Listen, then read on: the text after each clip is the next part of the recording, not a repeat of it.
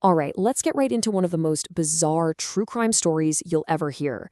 It's a wild tale of deceit, desperation, and a murder plot that completely unravels in, well, a pretty unexpected place. And honestly, it all kicks off with one absolutely shocking question. Can you imagine hearing that? That one question, asked with total seriousness, sets off this crazy chain of events. We're talking about a fake doctor, a very angry veterinarian, and a police sting operation that literally goes down over a basket of unlimited breadsticks. It is a wild ride, so let's jump in. So, at the very heart of this whole mess is a 39-year-old guy from Houston, Texas named Leon Jacob. Now, on the surface, Leon wants everyone to think he's this big shot, you know?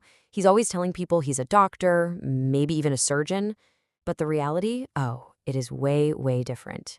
So let's talk about the real Leon. Yes, he actually did graduate from medical school, but here's the catch. He could never get his license to practice. Why? Well, he kept getting kicked out of residency programs because of some serious behavioral problems. And on top of it all, the guy was flat broke, living off his girlfriend. Eventually, his girlfriend just has enough. She's tired of the abuse, so she leaves him. And more importantly, she goes to the police. So, bam, Leon gets arrested for assault. But then he gets out on bail, and what does he do? He immediately starts stalking her. And, you guessed it, bam, he gets arrested again. So now Leon is absolutely furious about these arrests, and he decides he needs to get rid of his ex-girlfriend permanently. The problem is he doesn't exactly know any hitmen, so he ends up finding a guy through a friend of a friend, someone who'd supposedly been in the military. Okay, so Leon meets with this guy and makes his pitch, and the so-called hitman, he agrees. He takes a down payment from Leon and then just vanishes, completely disappears. He just took the money and ran. But Leon has no idea. He's just sitting there, thinking the job is still on. So while he's waiting for this hit that is never, ever gonna happen, Leon meets a woman named Valerie McDaniel. She's a local veterinarian.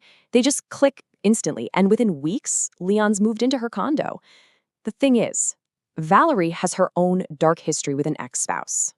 You see, Valerie is fresh out of a really bitter divorce, a nasty custody battle, the whole shebang.